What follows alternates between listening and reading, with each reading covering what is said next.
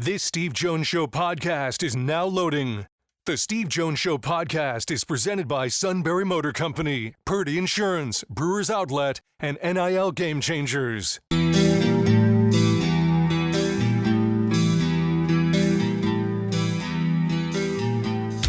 Bringing you an in-depth look at Penn State sports and more. This is the Steve Jones Show on News Radio 1070 WKOK. The Steve Jones Show is presented by Brewers Outlet, NIL Game Changers, Sunbury Motor Company, and Purdy Insurance. Now from the Sunbury Motor Studio, here's Steve Jones.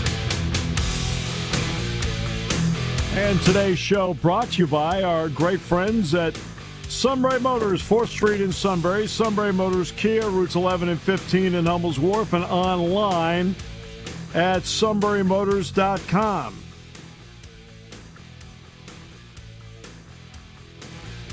Ford Kia Hyundai, best in new inventory, great pre-owned inventory with the Sunbury Motors guarantee.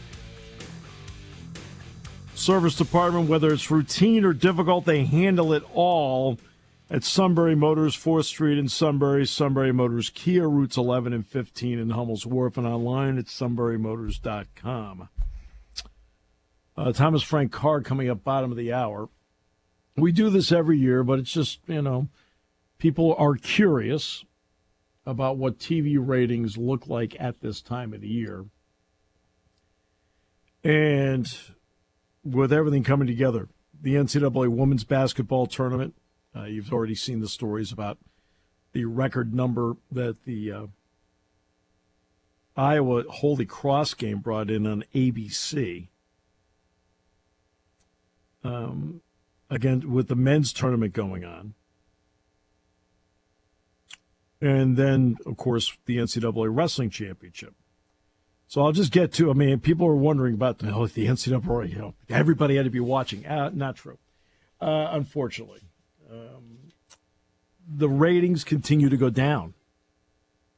Down. The sport had topped out at about 650,000 viewers 6 years ago, maybe 7 years ago. Last year, the problem, the NCAA Wrestling Championship, quite simple, the problem that they had was Penn State last year, part of it. The NCAA Wrestling Championships were opposite the Penn State-Texas game. Penn State-Texas game got 6.6 million viewers. The NCAA Wrestling Championships got 452,000. Well, this year's NCAA Wrestling Championship was down 10% from last year. It was the 32nd ranked sports program for the day on Saturday in prime time on ESPN. It had 410,000 viewers. And the championship Saturday afternoon on ESPNU had 110,000 viewers, and it was dead last for the day. I'm just telling you what the ratings are. I'm just telling you what the numbers are. This is not a commentary on anything. It's just people are curious. I get asked, you have no how many times that just in casual conversation I've been asked over the last 3 or 4 days, hey, what were the ratings on the wrestling? What were the ratings? Okay. So I knew they'd come out today, so I looked it up today. And I looked it up with the idea of, okay, let's see how it did. Did they get, 1 million, 500,000? What did they get? 500,000, Well, they were down 10% from last year at 410,000. This is the lowest number I've seen in a while. In the afternoon session, I had 110, which was dead last. So what's at the top? Number one for the weekend was Michigan State, North Carolina. How often have I talked about brand name, brand name, brand name? Brand name means so much in these matchups. They had over 10 million viewers for Michigan State, North Carolina on CBS for a game that was like late afternoon going into prime time on Saturday. Gonzaga, Kansas had 8.3 million viewers. Texas, Tennessee, had 6.6 million viewers. So that's the exact number in that time slot. Same time slot Penn State, Texas had last year, $6.6 million again this year. Dayton and Arizona, an afternoon game. Yeah, you're talking about a game 12:30 in the afternoon, 6.2 million viewers. On TBS, Oakland and NC State was next at 3.3 million viewers. And then the game on ABC between Holy Cross and Iowa in women's basketball was next at 3.2. Back to TBS, 10 o'clock Eastern time game, Oregon-Creighton had over 3 million viewers. The Road to the Final Four show on Saturday on CBS actually did well at noon. It got 2.3 million viewers. TNT, 2.2 million. But again, depends. Some of these games, like that game, was opposite North Carolina, Michigan State. Duquesne, Illinois, 1.6 million. The World Figure Skating Championships, 1.6 million. The Valspar Championship, PGA Golf, 1.3 million. That was at 3 in the afternoon. Women's basketball, Jackson State, UConn, slightly more than 1 million. Very good. TBS Inside March Madness, over 1 million. See, Oakland and NC State needs a combo here. Because Oakland, NC State had 3.2, had 3.3 million, but it was also on True TV, and it's here on the True TV list too. Where is it? Ding, ding, ding, ding. So they had over 1 million. So the NC State Oakland game actually ended up with 4.3 million viewers between the two. And Oregon and Creighton was at 3 million. That was also on True TV. So that ended up at 4 million viewers. Okay. So that actually puts it past the Holy Cross, Iowa game. So Holy Cross, Iowa actually drops down. 1, 2, 3, 4, 5, 6. It drops down to 7, 8, something like that, because True TV carried both. NASCAR Infinity Series, 896,000. Florida Panthers, New York Rangers, NHL Prime on ABC, 836,000. Then it's Green Bay, Tennessee women's basketball, 819. UFC, 745. Sports Center, 658. NASCAR truck racing, 618. Sports Center, 615. These are different time slots. The Sports Center is like 9 a.m. Formula One, 541. I think it was 540, then the extra one was the suit. NBC swimming special. Didn't even know it was on, 503. NASCAR race day, 498. PGA Tour Valspar Championship at 1 o'clock on Golf Channel, 484. Sports Center, 481. Men's friendly, England against Brazil on Fox, 416 at 2:50 in the afternoon. PGA Tour Special on NBC, 4:15. National Women's Soccer League pre-match show, 4:12. And then you finally get to college wrestling national championship, 4:10. And that's down 10% from last year. Then after that, there's a series of women's basketball games. Texas A&M, Corpus Christi, USC, Princeton, West Virginia, Kent State, Notre Dame, Fairfield, Indiana, Arizona, Syracuse, Cal Baptist, UCF. A lot of women's basketball games that were after the NCAA wrestling championships. UNC, Gonzaga.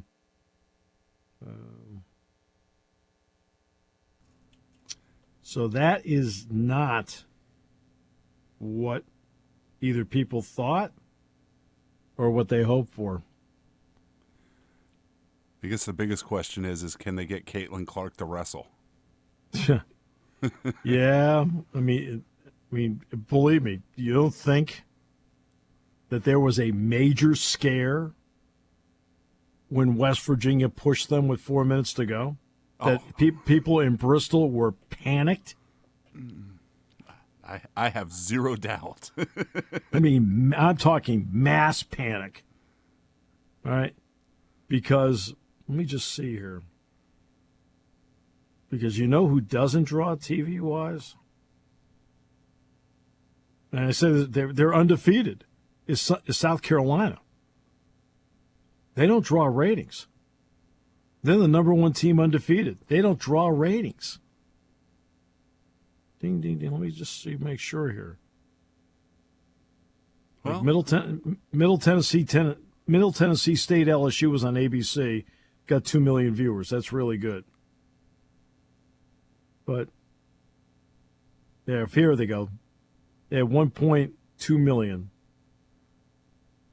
It was on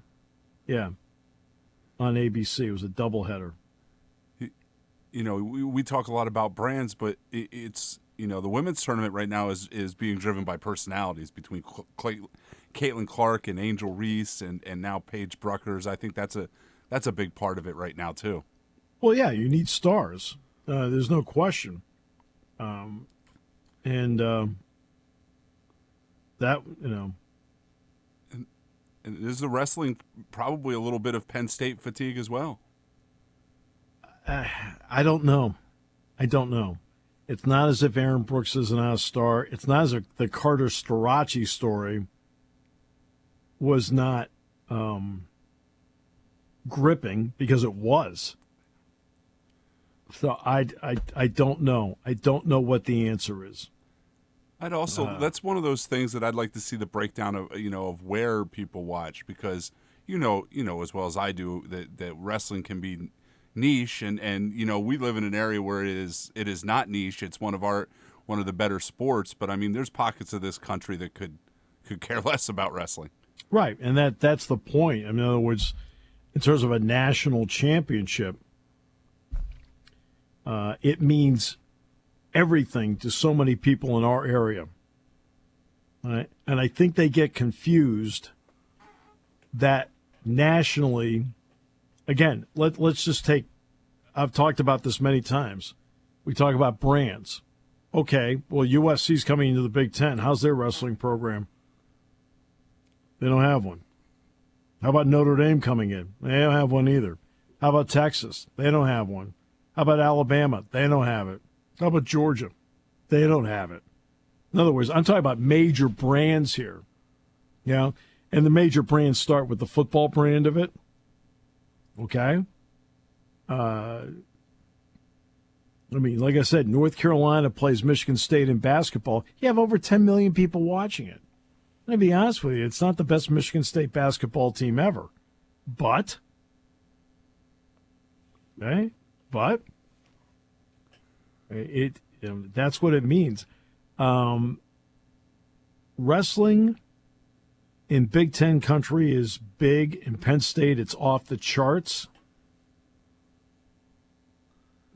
But it's not translating to TV ratings. The TV ratings have been going down, down, down.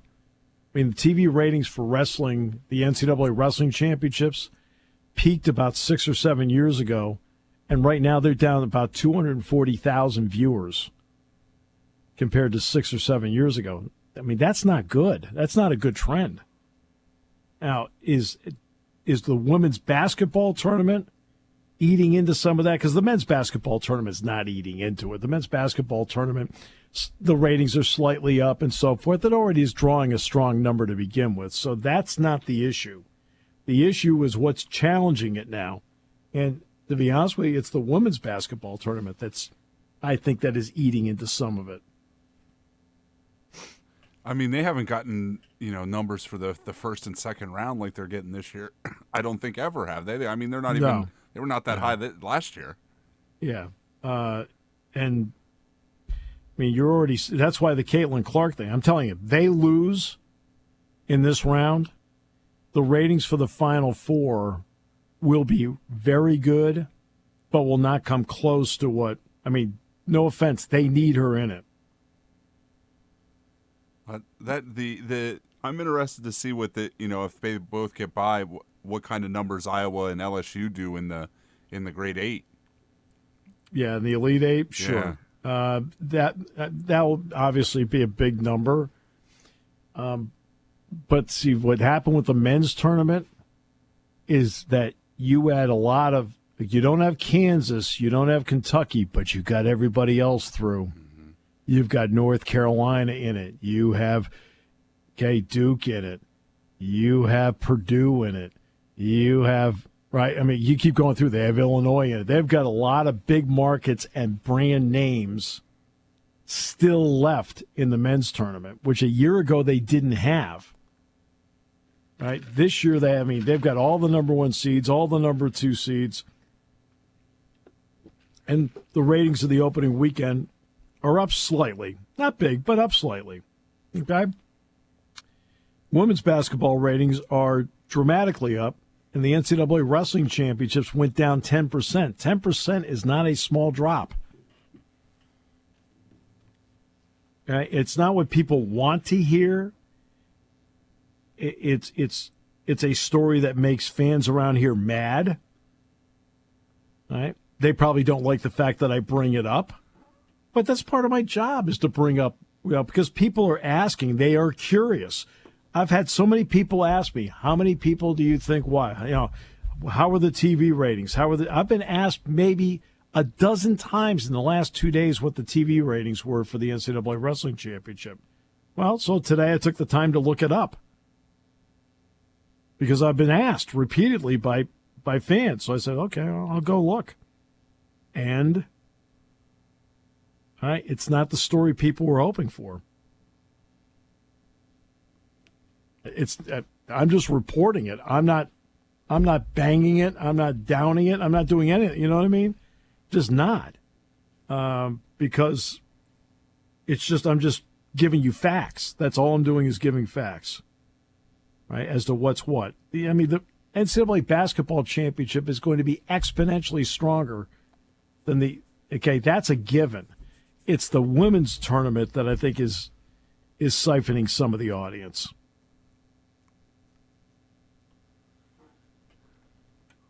Because, you're talking primetime ESPN. Primetime ESPN does not finish 32nd in the ratings. No, not usually. Okay? And I'm talking about, these are just sports ratings. They are not like you're going up against Big Bang Theory, NCIS. I'm talking about, these are the sports ratings for the week. The way TV's going, that usually is the ratings now, is the sports ratings. Right, that's right. Sunday Night Football, for example. All right, and we'll see. It'll be interesting to see how the UFL does starting this weekend. My guess is they'll start out well and then fade. It always seems to be the pattern with spring football. It starts out well and it fades. So we'll see how they start out and then go from there. All right, we'll take a break. Back with more in a moment here on News Radio 1070 WKOK. Spring has sprung, and it's time to dust off those insurance policies. For over 100 years, the Purdy Insurance Agency has been protecting families and businesses of the greater Susquehanna Valley and beyond. With the experience of our trained and knowledgeable staff, you can rest assured that your needs will be evaluated and met by some of the industry's best representatives. No matter what your insurance needs are, call Purdy Insurance today at 570-286-5855 or visit our website at purdyinsurance.com to see what we can do for you. There's something to be said about a sale with a handshake, a service technician who really knows what he's doing. They can explain it in English what the problem is. There's nothing better than having that friend you could trust in the area. That's Sunbury Motors, where you get selection, knowledgeable salespeople, and prices that fit your budget, and more important, that friend you can trust. Welcome to Sunbury Motors, Kia, Ford, and Hyundai. You could shop other dealers and compare prices, but at Sunbury Motors, you get their lowest price promise. They research the current used vehicle market and guarantee their used car prices are the lowest. If you find a lower price, Sunbury Motors will beat it. 3 dealers all in one. See their full new and pre-owned inventory at sunburymotors.com. Pick out a vehicle you like and schedule your test drive online. Follow them on Facebook. Sunbury Motors Ford and Hyundai, North 4th Street, Sunbury, and Sunbury Motors Kia, routes 11 and 15 in Hummel's Wharf.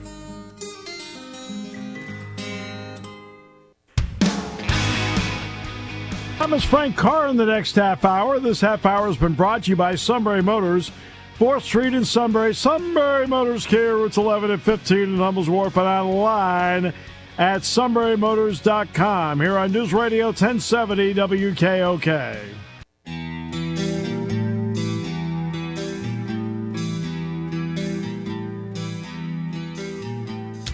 Bringing you an in-depth look at Penn State sports and more. This is the Steve Jones Show on News Radio 1070 WKOK. The Steve Jones Show is presented by Purdy Insurance, Brewers Outlet, NIL Game Changers, and Sunbury Motor Company. Now from the Sunbury Motor Studio, here's Steve Jones. And today's show, this half hour, brought to you by Purdy Insurance, Market Street in Sunbury. Go to purdyinsurance.com. Auto, home, life, business, boat, motorcycle, RV, whatever your insurance need, they will make sure you're fully insured. They'll do everything they can to save you money. Customer service means everything to them. They are the pros in insurance. It is Purdy Insurance, Market Street in Sunbury. Go to purdyinsurance.com. And yes, we are in the Sunbury Motors studio. Sunbury Motors, 4th Street in Sunbury. Sunbury Motors Kia. Routes 11 and 15 in Hummels Wharf, online at sunburymotors.com. Bring in one of my favorite people that been around for a long time, but he just outstanding at what he does and an even better guy away from the job, and that's Thomas Frank Carr. T. Frank, how are you? I'm good, Steve. I guess it's settling in that I have been around for a long time. I got so used to being new that, it's been a while. So I appreciate you saying that, and good to hear from you again. It's been too long. Too long, my friend. It's so good to talk with you again. All right, you've had some limited opportunities, and I mean limited because there's only X amount of periods the media can be out there to watch practice. What have you picked up so far? So it's been, to your point, it's looking through a keyhole at the things that you're seeing, and I've spent most of my time with the offense, so I'm always curious about the defense. But the things with Penn State's offense that I think are the most interesting that stood out right away, the quarterbacks are going to run this year. I talked to Andy Kotelnicki, I think it was last week, about the idea that they have been putting the quarterbacks through the same ball security drills as the receivers, the tight ends, and the running backs, which last year we saw Penn State, and for years and years we've seen Penn State do ball security drills during practice, but they've been doing something quarterback-specific, and Andy Kotelnicki said, we're developing ball carriers, and everyone who carries the football or has the ability to carry the football is going to learn how to take care of it and become a runner, and he said the quarterbacks are included in that. So, looking at his offense over at Kansas, that was a big question mark I had coming into spring, which was how much of this are they going to copy and paste over, and how much has to change because Bo Bravula can run, Ethan Grunkmeyer can run, and Jackson Smolik, all these quarterbacks can run, but Drew Aller is running the show, and that is not necessarily what we saw from him in the past. But based on what we've seen and, some of the things that I've gotten through inference, the quarterbacks are going to run, so be prepared for that if you're a Penn State fan. When you watch the Kansas offense, Daniels got hurt last year. He missed. He played 3 games, missed all the rest. The other quarterback they used can run, but is not in the same category as Daniels. So do you take something from watching how he plays? Yeah, so I think that's a really great point. I liked watching Jason Bean because he was kind of a good balance of the two. He was a passer. He threw the ball well down the field. I thought he was aggressive with the football. So there are elements of the offense that I think absolutely translate. And when you watch those things, the RPOs in the offense and pairing that with the play action and some of the bootlegs and things that are pretty standard in an offense in college, all those I think are pretty encouraging when you add in some of these elements in the run game and the things that Kotelnicki does to blend all of it together. I think the RPOs are going to be a big benefit for the quarterback position because last year what I saw on film was Drew had to do a lot of heavy lifting.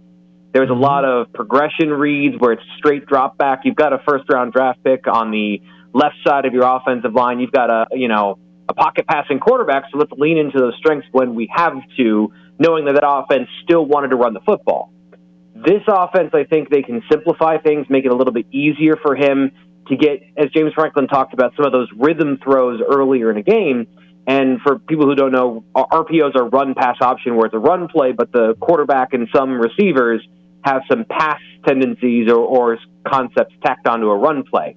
And those are going to be a little more aggressive than what they did previously, where they're going to, from what I've seen, go down the field a little bit more and create some of those one-on-one matchups to help the receivers and to help the quarterback kind of generate offense that isn't so timing, passing game, like NFL level sort of concept specific. How about in the running game itself? You talk about the quarterbacks and their ability to run. What does that do, in your opinion, to create space for the running backs in that scheme? Yeah, this is where I think it's really interesting. The threat of the quarterback running is really important, but the scheme itself and some of the things they do, Andy Kotelnicki, when we talked to him this spring, talked about distortion. He's mentioned that a couple of times in the what he's trying to do to a defense essentially is tear it apart. Make zones bigger, move guys around the football field where you want them, and part of that is quasi triple option. There's a lot of packages in this offense that have two running backs. They provide threats in multiple different ways, and then that allows the quarterback to have easier decisions to make in the run game, and then opens up the opportunity to get the running backs in space one-on-one with a defender, getting to the outside more often, I think, in this offense, and then just holistically providing some more options. And I don't want to just compare and contrast last year to what we've seen on film, but it is kind of the point of the talent that they have on the roster. How do you use it more efficiently? And these are some of the ways that I think that are going to be successful for Penn State, with the way that Andy Kotelnicki is able to use similar schemes to what they've used previously. And James Franklin has said, the running game is staying relatively the same. So the core concepts are the same, but how they're using them and how they're implementing them, no two people use a pen the same way, or whatever tool you want to say, a shovel, a scalpel, whatever it might be. You can use those things differently, and in the hands of somebody different, the same tool can do something different. And I think the run game is a big area of improvement. I think maybe nobody stands to gain more this year than Nick Singleton from those changes, because I do think that all these layers of the offense are going to create more seams and big play opportunities for him, where previously there was a lot of hard slogging that they had to do on the ground. What has been your read defensively so far with the change from Manny Diaz, who's now at Duke, to Tom Allen? Yeah, I have less questions there, Steve, because I think it's a pretty seamless transition, but at the same time, I've seen less of them, and there's been I think some more conversation about some of the changes. James Franklin's been pretty clear that they want to go to more of a three-safety look. They want to use the lion position and play, a hybrid defender in the flat. And the funny thing, Steve, is we were talking about this in 2022 with Manny Diaz, and then suddenly Abdul Carter appeared, and Curtis Jacobs is playing out in the field again. So talent always dictates in these situations, right? And you brought up Abdul Carter. Having him at a defensive end spot, what do you think the domino is on the defense with him in that spot? That's been, to me, this is the biggest question about the front seven. Because, we understand Jalen Reed, it's pretty clear, everyone has said he's going to be a guy that plays that line position. Makes a ton of sense based on his skill set, his instincts, and his ability to play the run and the pass. But when you move Abdul Carter, and this is something we talked about this spring on our show on the YouTube channel, the Blue Whale Illustrated YouTube channel, and James Franklin brought up yesterday, there are consequences to moving Abdul Carter and losing Curtis Jacobs at the same time in the same offseason. You love having Abdul at that defensive end position. He has the ability to drop into coverage. You know that. So you've got the inverse of what he was doing previously, which is he was pass rushing as a linebacker. Now he can drop as a defensive end. But you still have to know what you have at linebacker. And the one thing that we know they have is Kobe King at middle linebacker. And Steve, I'm sure you have a better read on who's playing where at the linebacker position. But Tony Rojas, I think his skill set could make him an outstanding box linebacker, that will position that in most 4-2 defenses is kind of the star of the group, the most athletic, the most explosive, the guy who makes plays.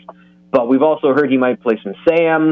That where they line up the linebackers and then developing the depth of the young guys behind known quantities like Dom DeLuca and Kobe King.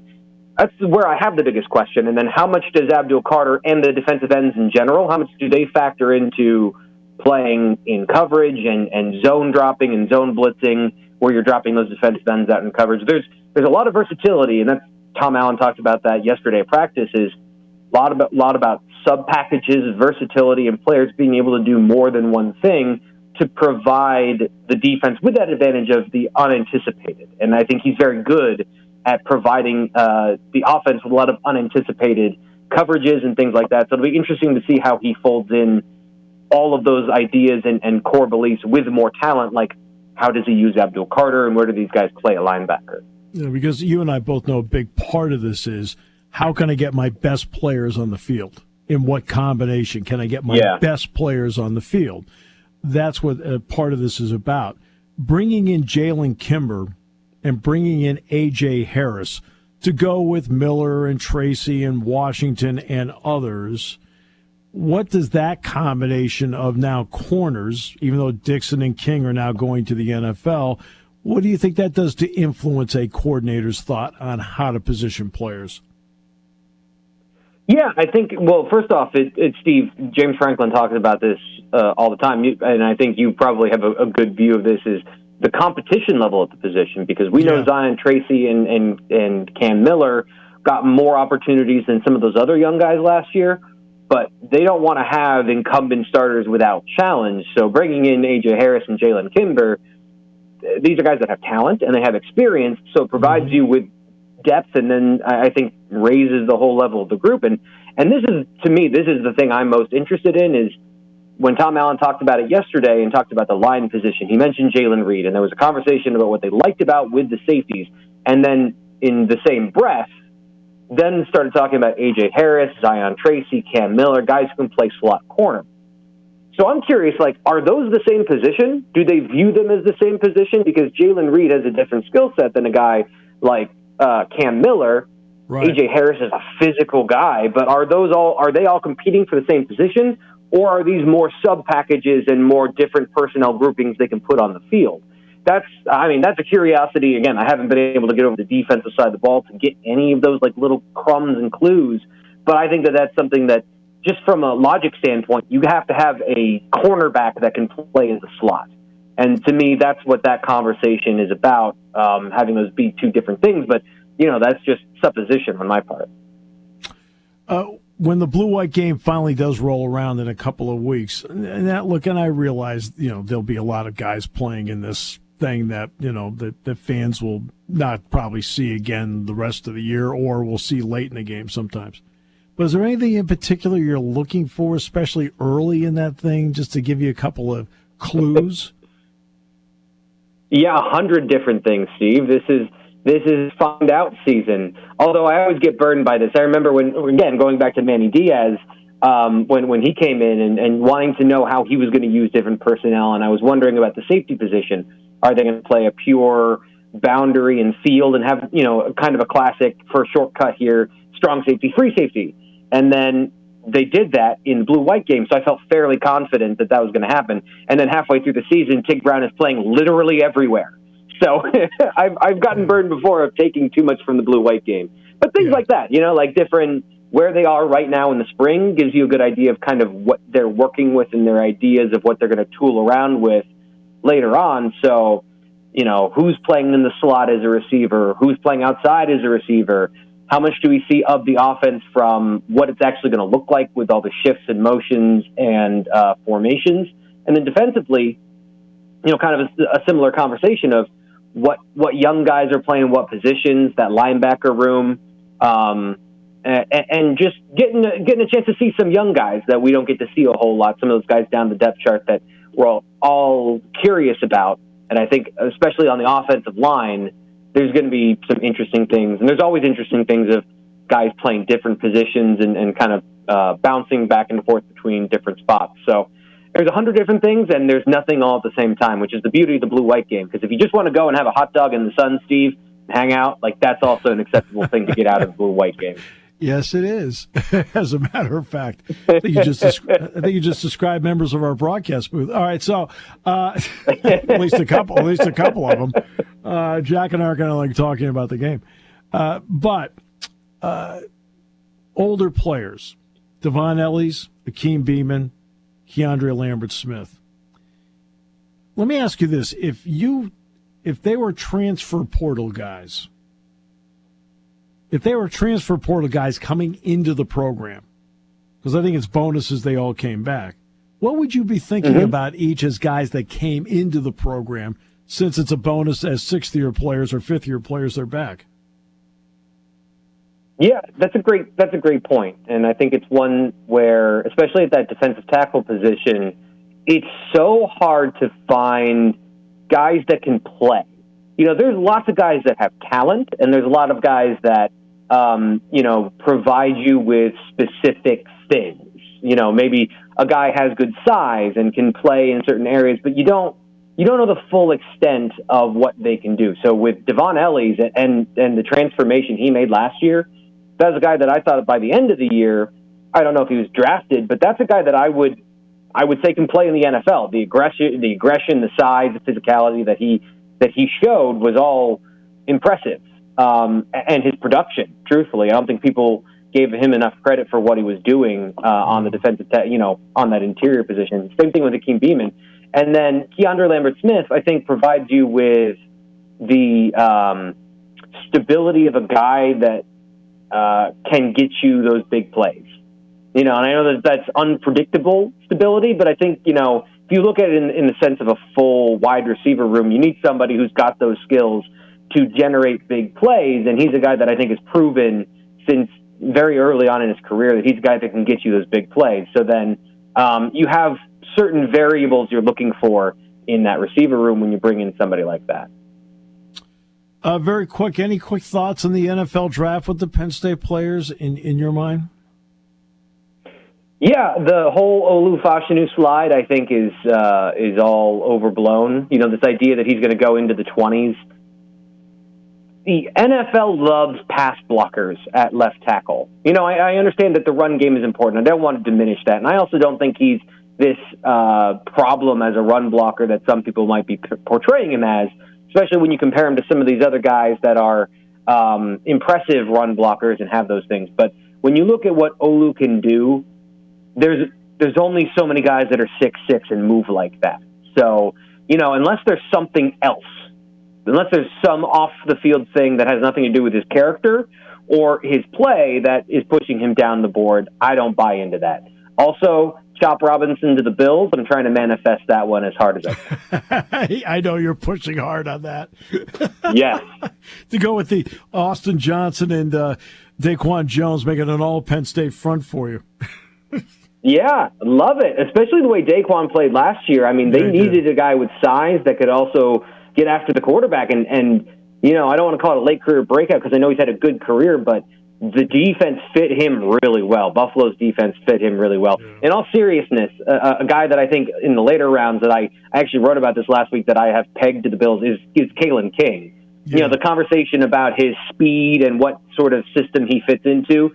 If you look at the corners that the Bills have drafted or found and that have been very good players in that system, they all run in the 4.6s and the 4.5s. Right. And Kalen King ran a 4.62, then a 4.52, and he's a good zone corner that plays, is smart, tacks the run really well. Chop Robinson aside, if there's one dude that it would fit with my team, it would absolutely be Kalen King playing corner for the Bills. Yep. No, I agree with that. Look, it's how it does get to a point, stopwatch. Look, if I'm a general manager or a scout, I want all the information I can get. In the end, what does the video look like? Can the dude play? Right? Yeah. This isn't the Olympics, right? How fast? He's another guy that. Sorry, go ahead. No, go ahead. I was going to say he's another guy where I think the narrative swung a little too hard the other way, where he was a first-round draft pick until he didn't have the same season he had in 2023 that he did in 2022. But that doesn't make him a bad football player because of all of these things. It just recalibrates maybe what he is in the NFL and generally what he is as a football player. And there's a lot of negativity around his draft stock. And I still think, based on what we've seen, Steve, he's a starting corner in the NFL. He's not going to fit every scheme, but I think he's a good football player, and you can't lose sight of that when you have some of these, as you were mentioning, like some of the metrics that might not say he's a top cover corner that can play in any system. There's still value there in a football player that has shown he can cover at the college level. Always, always a pleasure, my friend. Thanks so much for your time today. Really appreciate that and the information. Thanks, Steve. Always appreciate coming on. Thomas Frank Carr, on3.com, Blue White Illustrated, joining us on the show today. We will come back this half hour, by the way, brought to you by Purdy Insurance, Market Street in Sunbury. Go to purdyinsurance.com here on News Radio 1070, WKOK.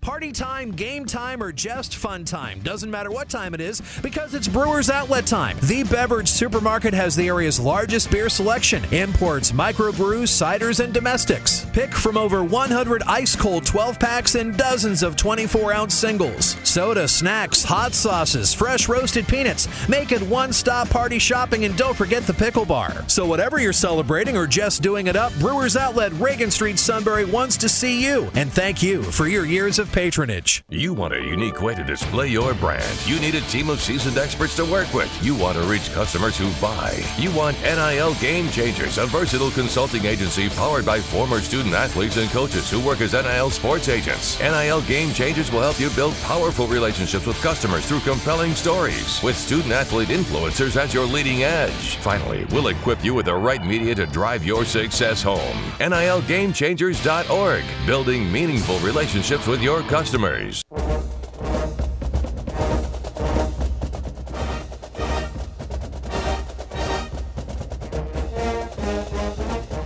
Suit's a big fan of Big Lou. I know he doesn't have as many wives as Big Lou. Ooh. Doesn't sound like anybody does. No, it's true. Lou's had a hard life. Oh, brutal. Lou, come on, man. Take a break. Like, it's like you gotta like, find a gear here. All right. This half hour brought to you by Purdy Insurance. Market Street in Sunbury. Go to purdyinsurance.com. Auto, home, life, business, boat, motorcycle, RV. Customer service means everything to them. You don't want to be a number. You want to be taken care of personally, and they do that. It's exactly what you're looking for. I want my insurance agent to care about me. That's Purdy Insurance. They care about you. What are your needs? It's all at Purdy Insurance, Market Street in Sunbury. Go to purdyinsurance.com. In the next half hour, we've already talked about TV ratings today. I'm sure there are people that are mad about what we did, but that's the way it goes. Again, we're talking facts here. This is not okay? You're not trying to down anything. It's just when so many people ask you about it, like, okay, you know what, I better go look it up. When I looked it up, it was like, uh-oh. Last year when I looked it up, it was because I was curious as to how the Penn State, Texas, and Texas A&M games did. And all of a sudden it said, oh. And then I'm looking through like, uh-oh. I wasn't looking for wrestling last year. But it comes up on the sheet because it's the same day. Well, this time I looked specifically for it because so many people asked me about it. And I think they thought it was going to be better news than that.